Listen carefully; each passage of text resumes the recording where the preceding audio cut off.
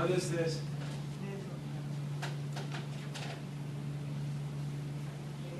Nasal? Pharynx. What is the epithelial lining of nasopharynx?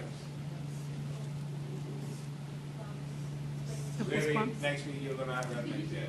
No idea. Epithelial lining is pseudostratified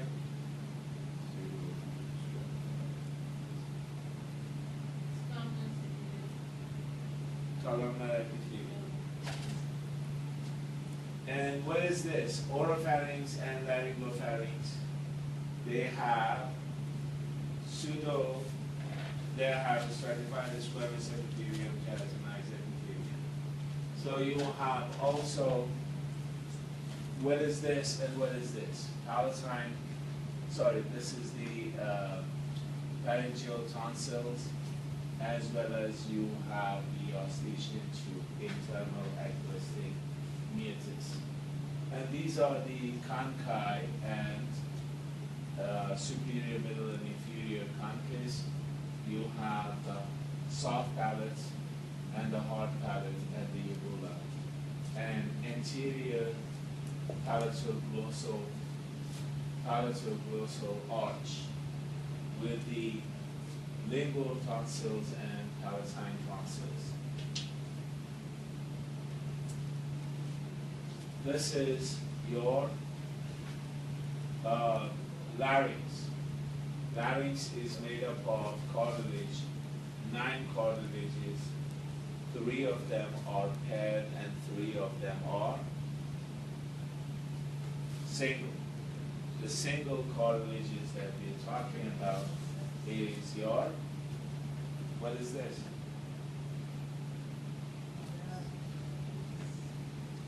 Epiglottis. This is your thyroid cartilage, and what is it? This is your thyroid cartilage. What, the little piece there? This one. This is the thyroid cartilage, and this is the cricoid cartilage. Then you have arytenoid cartilage, and this is what you have, the 2 vocal ligaments, and above that you have false vocal cord that you don't see over here. So this is the 2 vocal cord and vocal ligaments, and the next one here, you've got the, this is false and the 3 vocal folds, and this is your epiglottis, and this is the arytenoid cartilage. What else? Here, this is your alveoli, where the exchange of gases takes place. And this is your respiratory membrane. And the respiratory membrane is made up of alveolar epithelium. This is your alveolar epithelium, which is simple squamous epithelium. And then you have your capillary epithelium, which is also simple squamous epithelium. In between them, you have the basement membrane, and alveoli is made up of 3 different types of cells. One is the type 1 cell, which is the simple squamous epithelium. Then you have type 2 cells, and those type 2 cells are surfactant producing epithelium.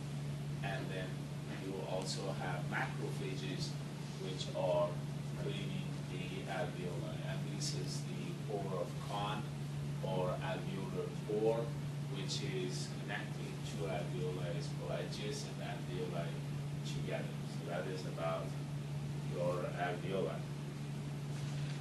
This is not going to be asked. Over here, you have your respiratory membrane. Here you will see the upper and lower respiratory tract. You have the upper respiratory tract is above the vocal fold or vocal cord, or then you will have your nose, nasal cavity, nasopharynx, oropharynx, and laryngopharynx, and epiglottis, and then you have the lower nasal respiratory tract, that is your larynx, and then you have your trachea, and this over here is known as the carina, which is the last tracheal cartilage. Then you have your right and left lung. The right lung is divided into three lobes, which is superior, middle, and inferior lobe, with oblique and horizontal. This is horizontal, and this is oblique fissure. Oblique fissure you will have here, superior and inferior lobe, and this is your pleural cavity with diaphragm. Anything else here? Here, this is the medial or mediastinal surface of your lung, and it has, you will see the inferior and superior lobe. Most probably this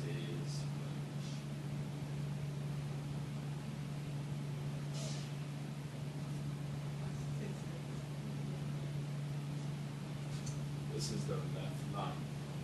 There's a presence of cardiac notch here, and this is your primary bronchus, and this area is known as the hilum of the lung.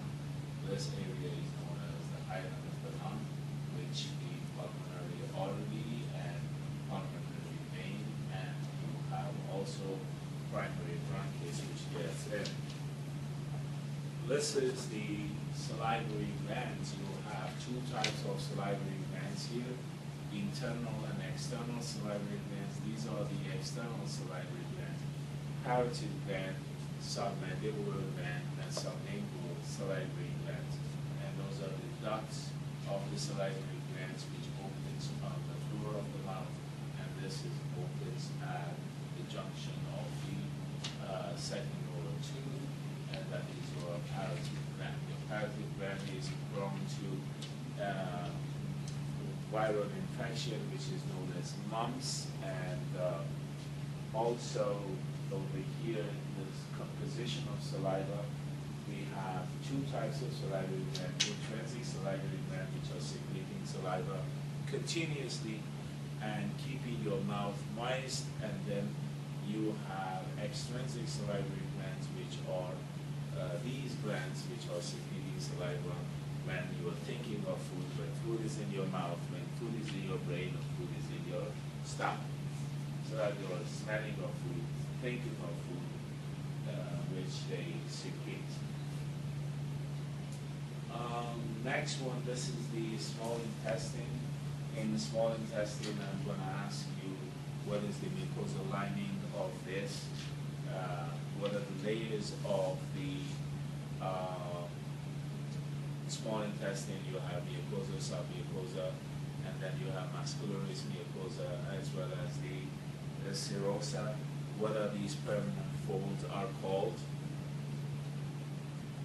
Pelica circularis. Those are permanent folds of the mucus, and they are lined with simple columnar epithelium, which are having villi and microvilli, and microvilli are producing brush border enzymes, and the villi are increasing the surface area for absorptive cells of it.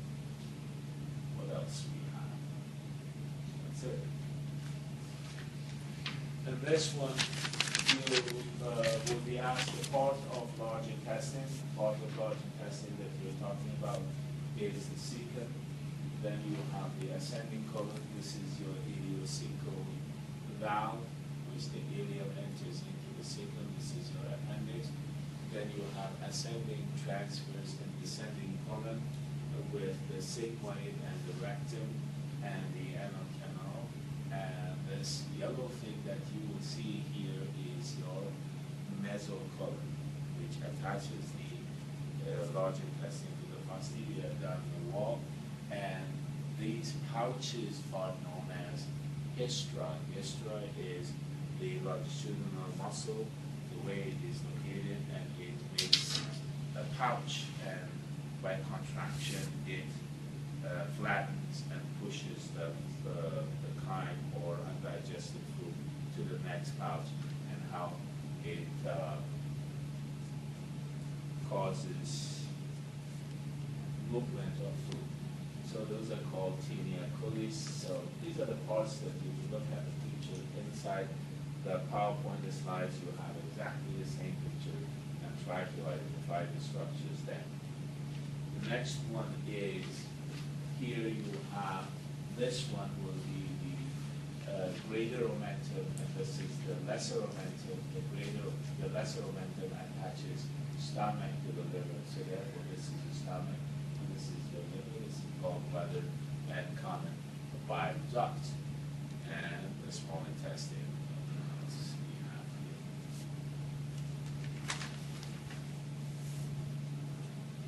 Here you will see again, mesocolon is shown while lifting the greater omentum up.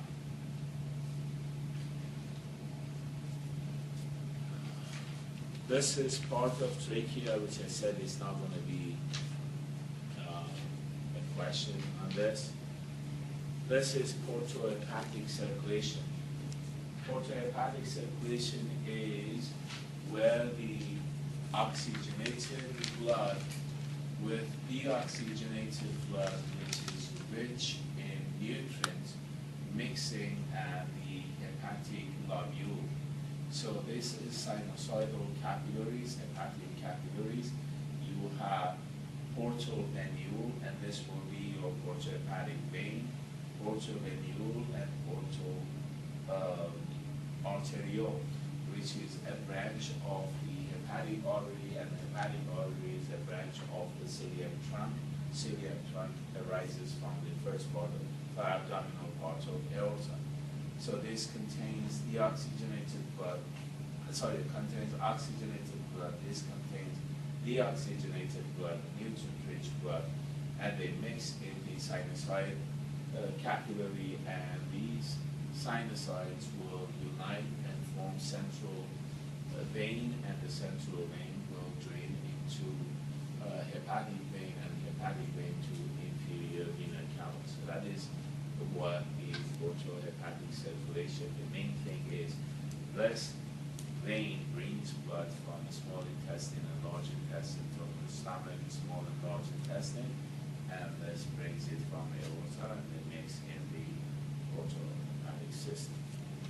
So the next one is, this is the anal canal, and what you got to know about this external sphincter, and the external sphincter is made up of the skeletal muscle, and the internal sphincter, which is made up of the smooth muscles. These are the superficial veins that you will see over here, and these superficial veins are usually where the site of hemorrhoids,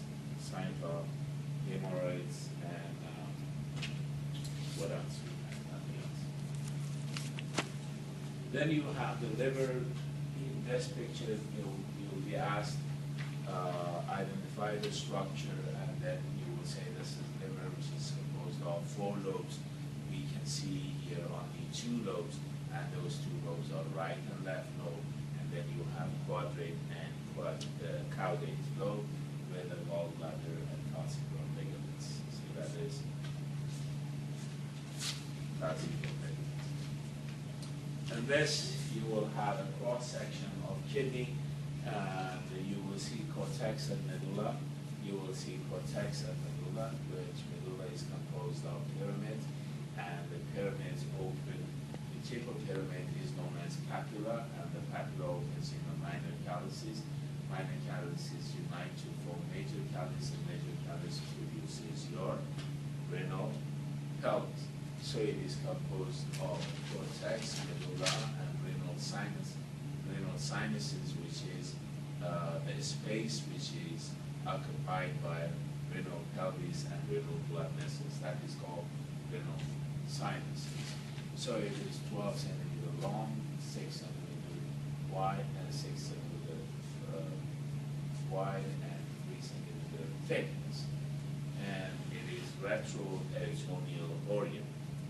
And this one, what you will be asked is to describe the blood supply of the kidney.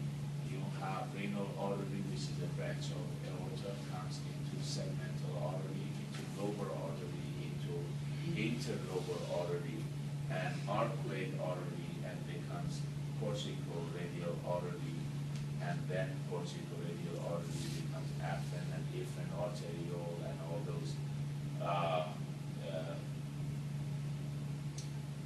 peritubular capillaries, and vasa recta enters into the arcuate vein, corticoradial vein, arcuate vein, into lobar vein, and to the renal vein.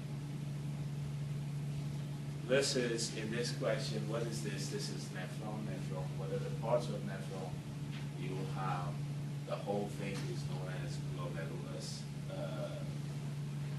This is the glomerulus, which is the capillary and the Bowman's capsule all together, is known as renal corpuscle, and it has two types of cells. You will see simple squamous epithelium and podocytes, and their function is filtration. Then you will have the proximal convoluted tubule, which is composed of cuboidal cells with a lot of mitochondria, so a lot of absorption. The absorption takes place in the ear, and the plasma which enters over here is, as a result, is called filtrate. Now this filtrate is composed of amino acids, glucose, and all the minerals and waste. So the minerals and glucose and amino acids should be reabsorbed back. So most of the absorption takes place here, and this is your loop of Henle. Your loop of Henle is having two parts, the descending and ascending part. On the descending part, you'll have simple squamous epithelium, which reabsorption of water takes place, and ascending part is where the reabsorption of sodium takes place, sodium and salt takes place. And this part, which is distal convoluted tubule, the distal convoluted tubule is actually having same cuboidal cells, but less absorption takes place. That's why you have less villi over there. And yes, you have less villi over there, and therefore this is under the influence of hormones, and it is selective absorption. And then you have the collecting duct. The collecting duct is having two types of cells, principal cells and intercalated cells. The intercalated cells are for acid-base balance, and principal cells is for water and salt. This is your glomerulus and filtration. Over here, you will be asked what are the factors influencing the filtration. Factors which are influencing filtration is number one, the hydrostatic pressure. Capillary hydrostatic pressure means blood pressure. Capillary osmotic pressure, and also tubular osmotic pressure and hydrostatic pressure. Difference between these different pressures will cause net filtration pressure, which allows movement of substances inside the lumen.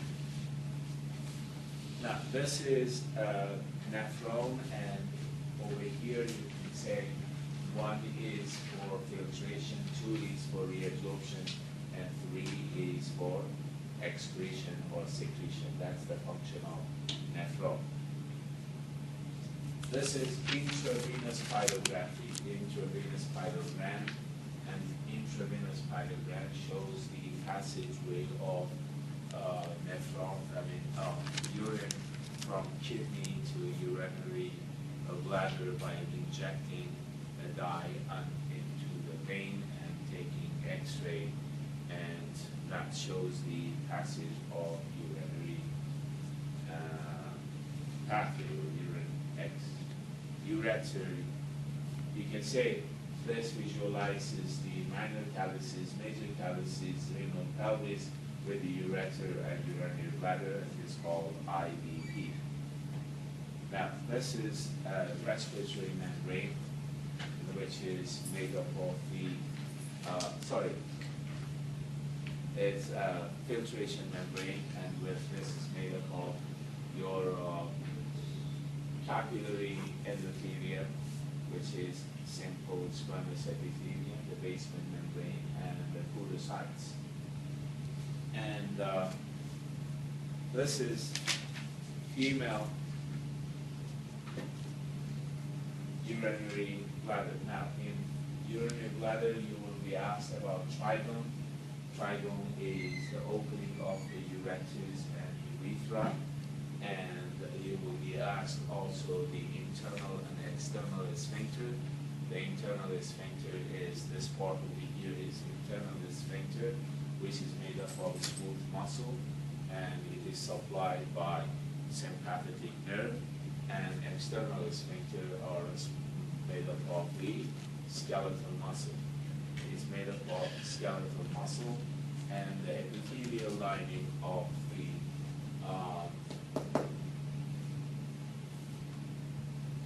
urinary bladder is made up of transitional epithelium, and you also have the smooth muscles, which is called dartos muscles or lithros muscles, which are causing contraction, and that decreases the size of the urinary bladder. And what else? That's it. Next, the question I'm going to ask is renin-angiotensin mechanism. How kidney regulates your blood pressure. Describe how kidney regulates your blood pressure. What is the function of principal cells in the collecting duct, and what is the function of the intercalated cells in the collecting duct or collecting tubules of the kidney? What is the function of gastrin? What is pernicious anemia?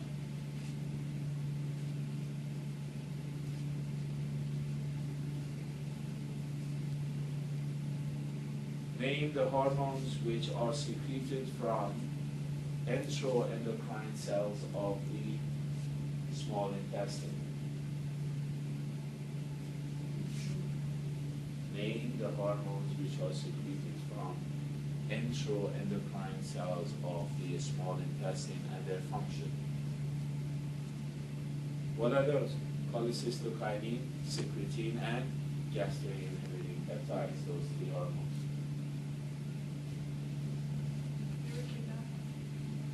Huh? The last three? Last statement. Yeah. Cholecystokinin, secretin, and gastric inhibiting peptide. Those are the three hormones.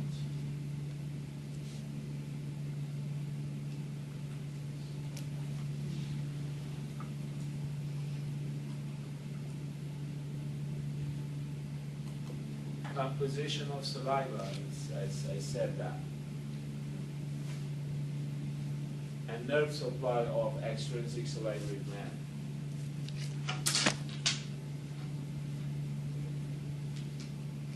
That's it. No supply of. Salivary gland. Good? Yeah. If you want, I can add some more. No.